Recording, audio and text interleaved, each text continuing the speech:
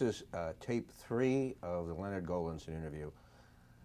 I'd like to go back to Fugitive, which I passed.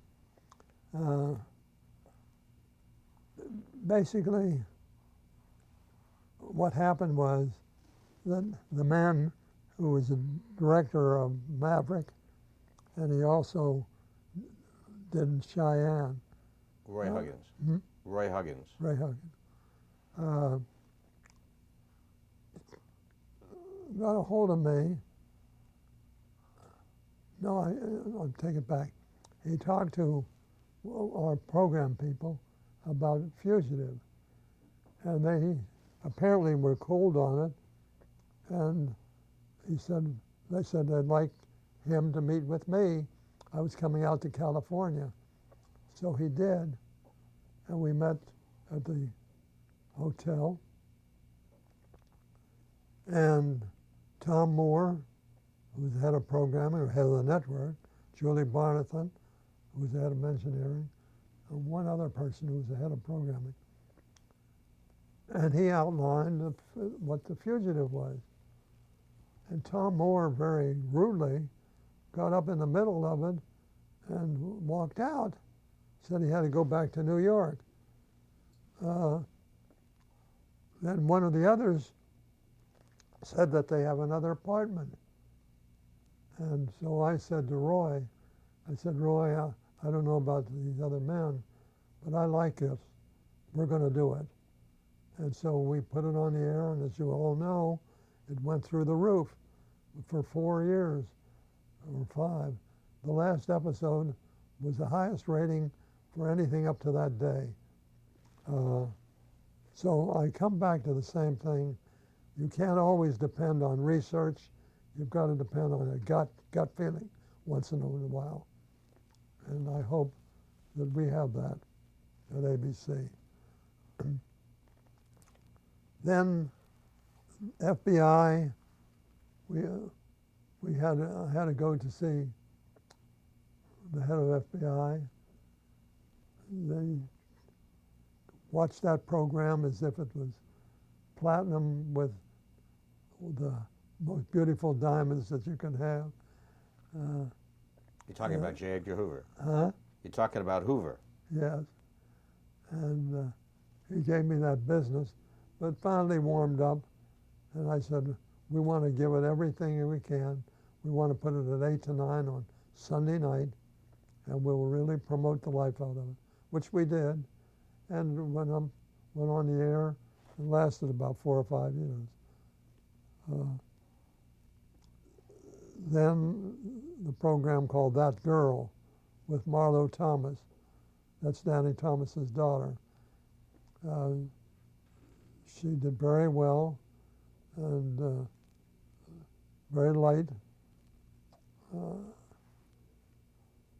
Then we had other medical program, Marcus Wilby, which became a real hit and did exceedingly well. Then I'd like to go through just a few more. Odd Couple. Welcome Back, Kotter, which did extremely well. Barney Miller, which did very well. Laverne and Shirley. Charlie's Angel. 8 is Enough. Soap. Soap was first show, I guess, on the air of homosexuals. Marcy Carsey did it. She was scared to death nobody would approve it. I did. And it did very well.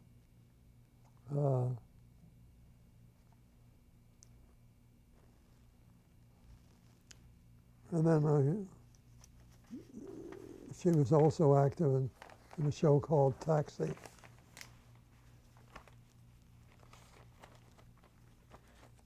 And after a while, we had to come up with other new things other than what it said. And the first thing we came up with was miniseries. QB7,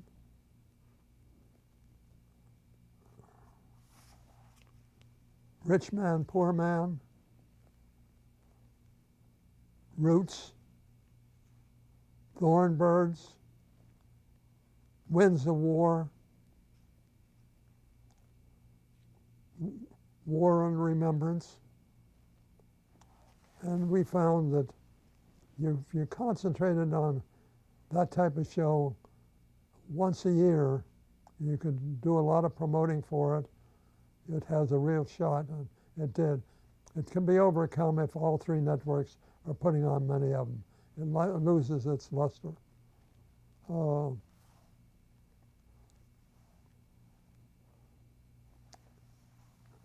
that's about the limit of, in addition to that, we came up with Movie of the Week, first 90 minutes, then later 60 minutes, 2 hours. And they did extremely well. Things like that happened. Barry Diller was in charge of that under Mark. And he came to the conclusion that the most we could pay was $350,000 a unit. And he went to Universal, and they turned him down. And then he called me on the phone, asked me if I'd come out there, which I did. And we went to the heads of every studio, and some of them said they could do it for that. And we estimated that based on everything, we could probably get enough people to do it that we could do it without Universal. So we told Universal we were going ahead with these other people. When that happened, Lou Wasserman sent in all of his top people to New York to prevail on us that they would do it for the $350,000. We said, we're sorry, it's too late. And that's how that came about. I don't know. That's so much for an entertainment program. No, you want me to go ahead with anything else? Well, I have a follow-up question. Probably none of this innovation would have been possible except for one thing that you personally were very much involved in, and that was to take control of your schedule and your programming away from the advertising industry, away from the advertisers, the sponsors. Can you talk about that? That goes back a number of years. Yes, it does. What happened was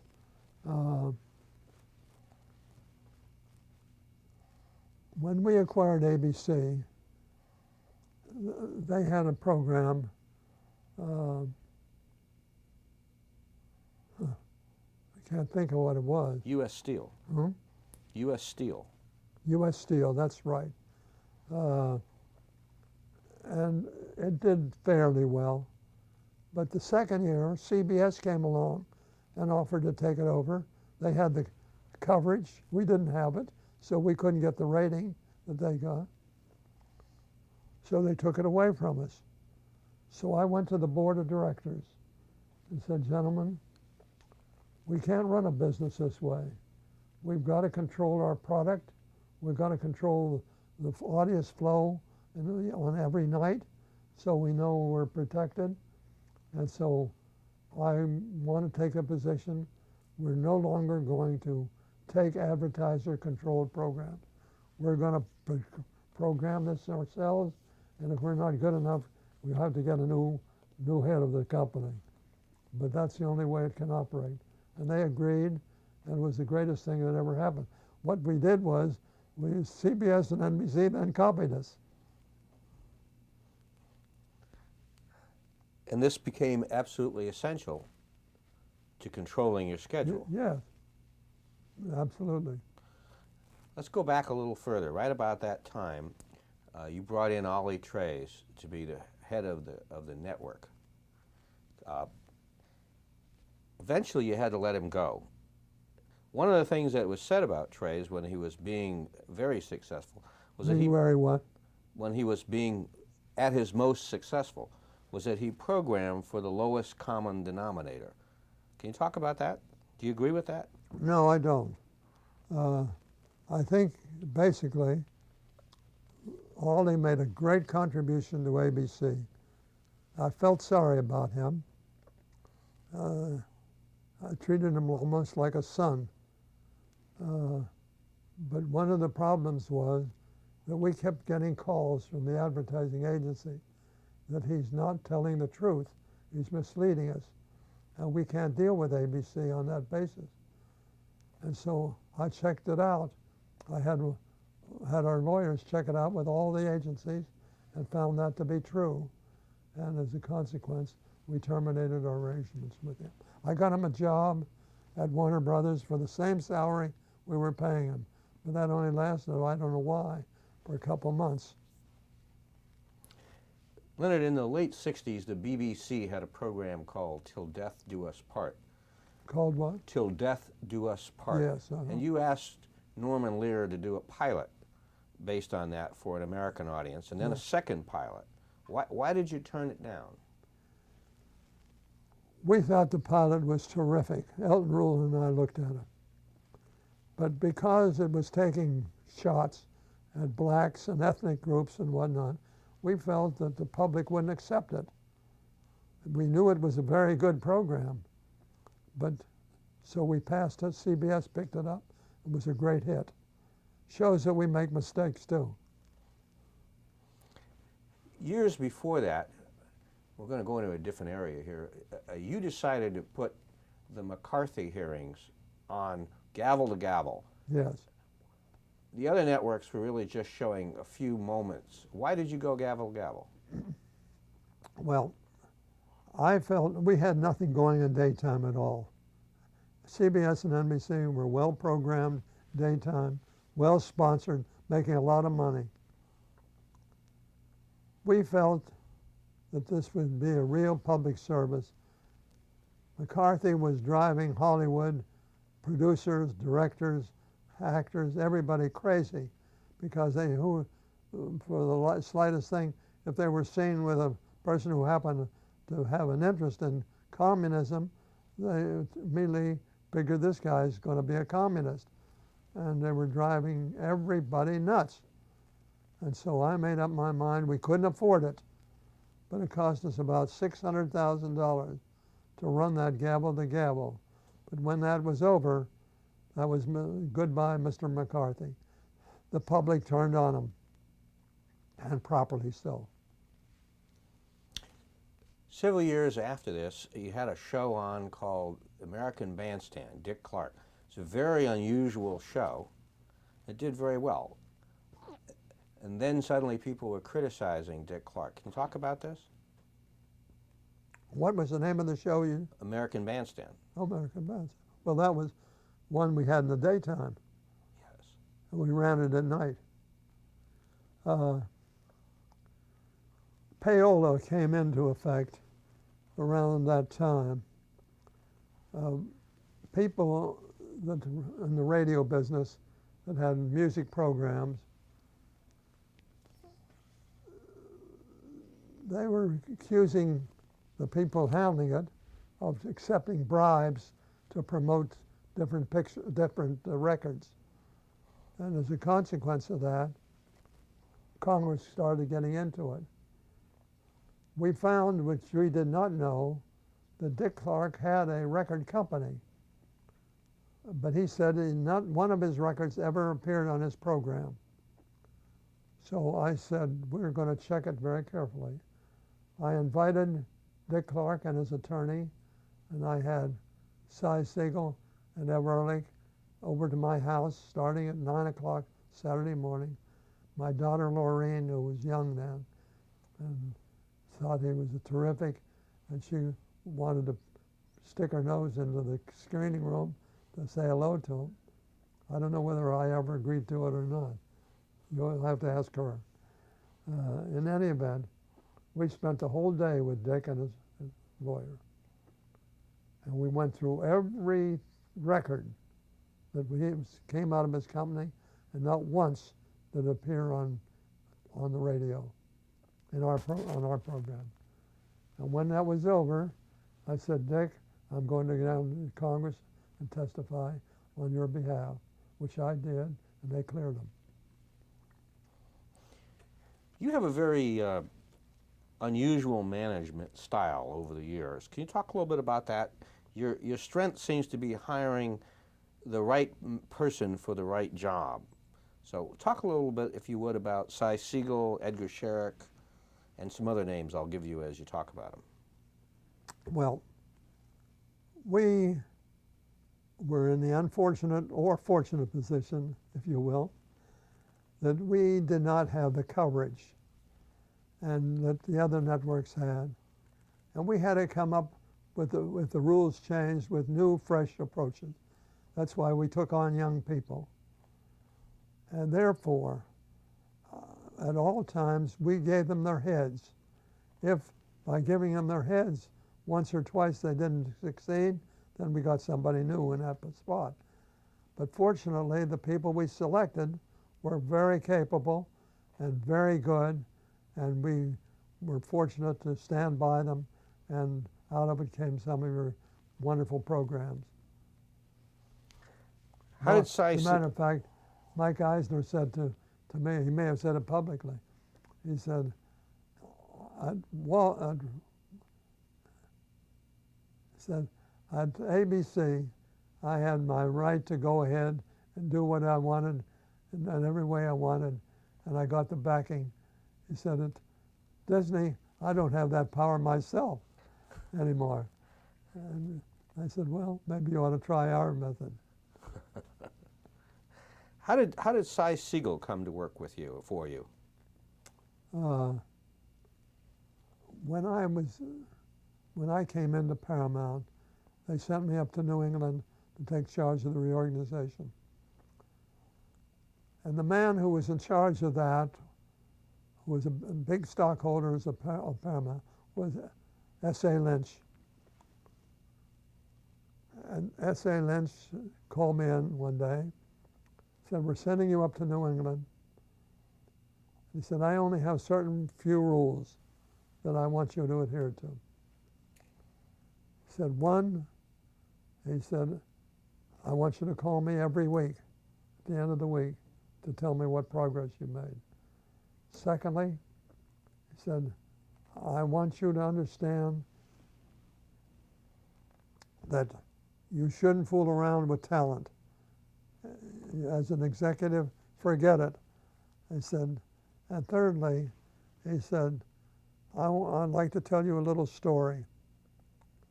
He said, when I sold out to Paramount and I had a lot of cash, I put it in Coca-Cola. And I felt as a stockholder, as big as I was, I should be on the board of directors. So I got in touch with them, and they invited me over to the board to make my case. And he said, I got over there, and he said, I was just doing fine, but he said, there was one man on that board that was antagonistic to me. And when I presented my case, I could tell he was going to vote against me. And I finally got mad, threw my papers down on the table, and I walked out and slammed the door. He said, let me tell you, young man, slamming the door can cost me millions. And if you're negotiating deals, don't slam the door. Best advice a person could ever get.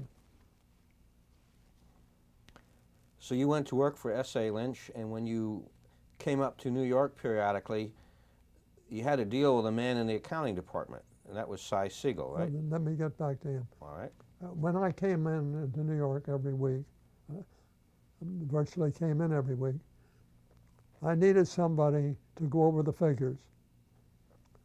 But I made a rule that I didn't want a long Megillah.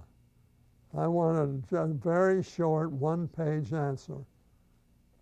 And so Fred Morhart, who was a comptroller, suggested Cy Siegel. And so I had Cy several weeks give me an outline of how he would handle it, which was very simple, down to earth. And I called Fred Morhart and I said, Fred, you've lost him. He's now part of my team. And he was great. Always very quiet, unrelenting as far as digging into the figures. but he did a great job.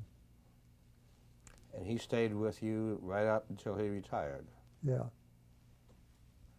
How about Elton Rule? Hmm? Elton Rule. Elton Rule was the manager of our station in Los Angeles. He started in that station as a salesman and worked himself up to be a manager. And when I went to California, he played tennis. I'd send word through my secretary to set it up to play at the Beverly Hills Hotel, tennis, in the morning before breakfast. And I got to know him very well. When I talked to Elton about coming in as a sales manager of the top company, he turned it down. He said no. And I offered him a job in charge of our own television station, and he turned that down. And he turned a couple other things down. And I said, "What is it you want?" He said, "I want to be head of the network." I said, "Okay, you've got it, and I'll see how good you are." And that's how he got it. He had a profound effect on the company, did he not? Yes, he did. Can you talk about that? Very well thought of, great respect on the part of all the personnel. And actually, when he came in, he said he was going to stay with me 10 years. When the 10 years was up, we were in the middle of something. And I said, "I know you said this, Elton. I'd like you to stay on at least a couple more years," which he did. When that was up, he went back to California. He was a class act. Yes. After he retired, why was it so difficult to find and groom a successor for yourself? Broadcasting is a personal business. It's the ability to enlist the aid of people, their energy, their brain power, and their creative ability. And we had been very fortunate in selecting young people in their low 20s to become part of our team. And every one of them will say the reason it was the greatest experience they ever had to be on that team and to be able to working with that atmosphere such as it existed. But in the last analysis, as we got bigger and more important, that same spirit was tougher to maintain. And I think that's probably the answer. As a matter of fact, when we became #1, which was in the early 70s, I called all our top people in and said, "Gentlemen and ladies, we have a real test. We're now #1.